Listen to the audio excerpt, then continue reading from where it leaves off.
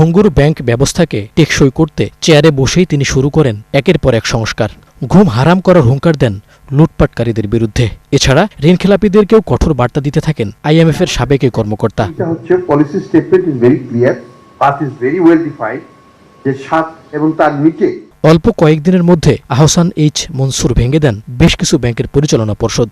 বেশ কয়েকটি দুর্বল ব্যাংকের সম্পদমান যাচাই শুরু করেন তিনি। তবে তার আমলে সবচেয়ে আলোচিত সিদ্ধান্ত ছিল 5টি ইসলামী ধারার ব্যাংক একীভূত করা, যা তার সংস্কার প্রক্রিয়াকে প্রশ্নবিদ্ধ করেছে নানা মহলে।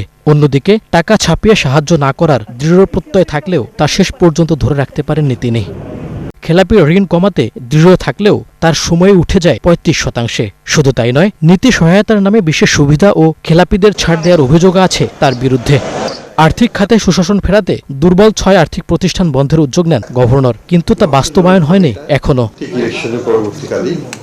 শেষ দিকে কেন্দ্রীয় ব্যাংকের স্বায়ত্তশাসন নিয়ে ব্যাপক উদ্যোগী হন তিনি, তবে তার অনুমোদন দেয়নি অন্তর্বর্তী সরকার।